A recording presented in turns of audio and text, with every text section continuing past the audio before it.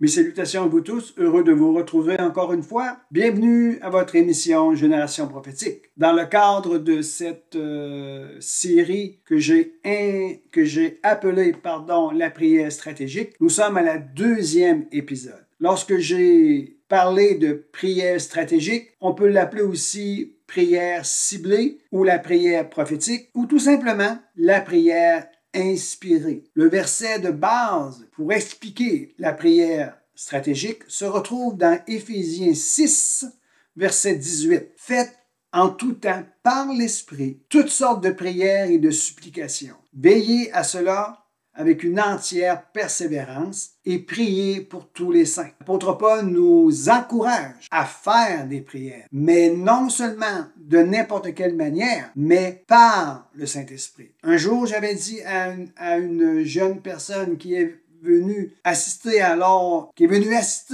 dans une rencontre et je lui ai fait cette déclaration. Tu dois faire les choses convenablement. Et cette personne a été touchée lorsque je lui ai dit convenablement. Et nous avons discuté par la suite et je lui ai laissé comprendre que on ne peut pas faire les choses de n'importe quelle manière. Notre vie ne doit pas se résumer sur un pile ou face ou sur un hasard où je vais essayer ceci et on va attendre comment les choses vont se passer. On ne peut pas espérer voir des résultats satisfaisants si on n'apprend pas à faire les choses convenablement. Ou, je pourrais utiliser un autre mot, si on ne fait pas les choses qui sont planifiées, réfléchies, avec une stratégie, avec un certain ordre, on ne peut pas espérer croire que nous allons atteindre notre objectif. Alors, permettez-moi juste de poursuivre avec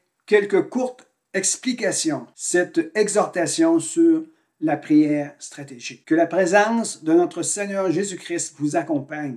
Que le Saint-Esprit vienne vous éclairer. Que le Saint-Esprit vienne parler à votre cœur. Qui touche les endroits où il a besoin d'être touché.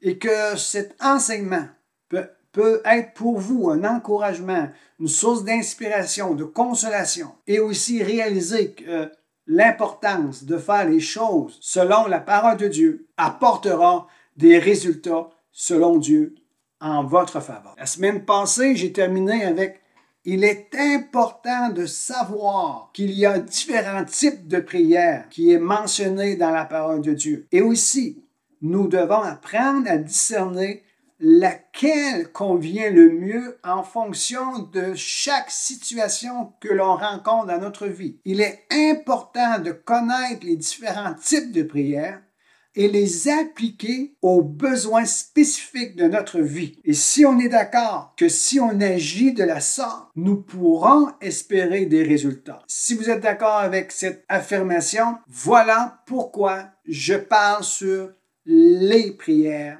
stratégiques. Et je vous invite tout simplement à recevoir la pensée de l'Esprit de Dieu en ce qui concerne la manière que nous devons nous adresser. La manière que nous devons nous adresser à Dieu, la manière que nous devons nous adresser aux situations, aux circonstances, la manière que nous devons déclarer dans notre vie et sur notre vie est fort important aujourd'hui. Les prières stratégiques sont dépendantes de la révélation que le Saint-Esprit nous accorde. Révélées par le Saint-Esprit, les prières révélées par le Saint-Esprit afin de conquérir. Je le répète ici, les prières stratégiques, les prières inspirées sont dépendantes de la révélation que le Saint-Esprit nous accorde. Alors cela nous parle que nous devons nous reposer sur une relation personnelle, nous attendre à ce que le Saint-Esprit vienne nous aider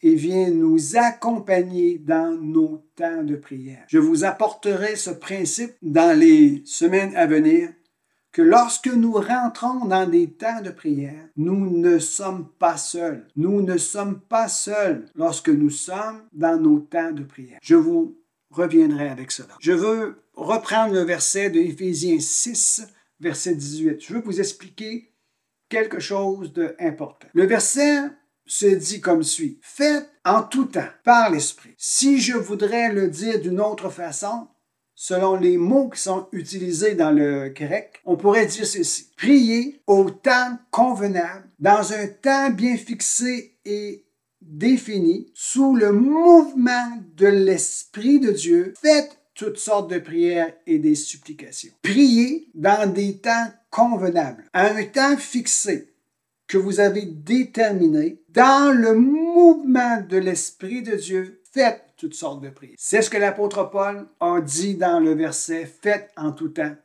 par l'Esprit, toutes sortes de prières ». Alors, on va descendre un peu et on va aller voir ce que Jésus, lui, disait à propos de la prière. Dans Matthieu 6, versets 5 et 6. C'est deux versets que je vais développer avec vous pour vous donner une structure. Une structure pour faire les choses convenablement et se positionner afin d'être en mesure de relâcher une prière stratégique et pour voir un résultat spécifique. Matthieu 6, versets 5 et 6. Voici ce que Jésus déclare. Lorsque vous priez, ne soyez pas comme les hypocrites qui aiment à prier debout dans les synagogues et au coin des rues pour être vus. Jésus dit, ne faites pas comme eux, comme les hypocrites. Ils se tiennent debout dans les synagogues, au coin des rues. Pourquoi? Pour être vus des hommes. Pour être vus des hommes. Au verset suivant, Jésus amène une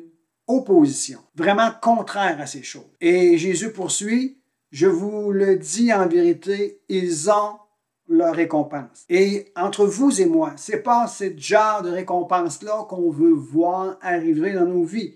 Les récompenses que nous voulons voir, ce sont les récompenses que Dieu attribue à l'homme, la femme, jeune homme, jeune fille qui marchent par la foi et qui vont conquérir les promesses. Et le résultat de la promesse dans leur vie, c'est ce genre de récompense que nous voulons avoir dans nos vies et les récompenses qui apportent la gloire à notre Seigneur Jésus-Christ. Au verset 6, voici qu'est-ce que Jésus poursuit. Mais quand tu pries, et j'aime ici, au verset 5, ça dit, lorsque vous priez, Jésus il parle au groupe de personnes, il parle en général au groupe de personnes qui sont autour de lui. Et là, maintenant, au verset 6, il dit, mais quand tu pries. Pourquoi Jésus revient maintenant ici, quand tu pries? C'est parce que l'appel à la prière est un appel personnel. Tu es appelé à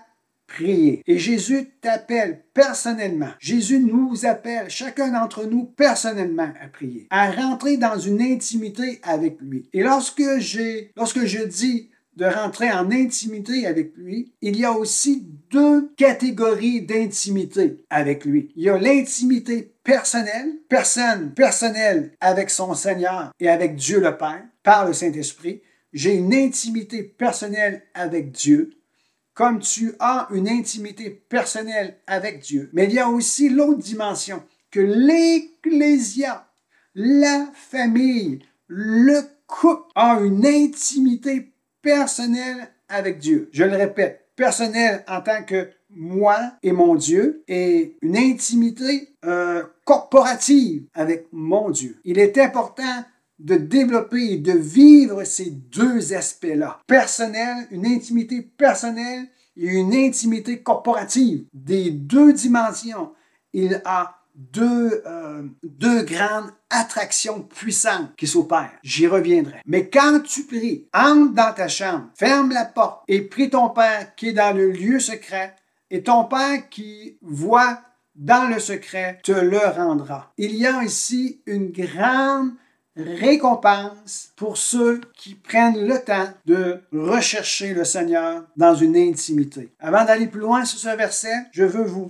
partager une référence dans Hébreux 11, verset 6. Je vous ai dit au verset Matthieu 6, verset 6, « Et ton Père qui voit dans le secret te le rendra. » Il y a une récompense. Ici, Hébreux 11, verset 6. Or, sans la foi, c'est important lorsqu'on rentre dans nos temps de prière, de élever notre niveau de foi. Il est impossible de lui plaire. Celui qui s'approche de Dieu doit croire qu'il existe et qu'il récompense ceux qui le cherchent. Il doit croire qu'il existe et qu'il récompense ceux qui le cherchent. Ici, Jésus est en train de nous dire, Dieu qui est dans le secret te le rendra parce que tu as activé ta foi, que tu es en train de le chercher de tout ton cœur. Eh bien, Dieu est fidèle, bien qu'il soit dans le lieu secret et qu'il t'y attend là, il te le rendra. Alors, soyez bénis, on se revoit la semaine prochaine et entre-temps, passez un bon temps de prière. Exercez-vous à aller dans votre lieu secret, dans votre chambre de prière. Élevez votre niveau de foi. Croyez qu'il est là, dans le secret, qu'il a les yeux ouverts et les oreilles attentives à chaque parole que tu prononceras et il te récompensera. Dans le nom de Jésus, soyez bénis et à la semaine prochaine.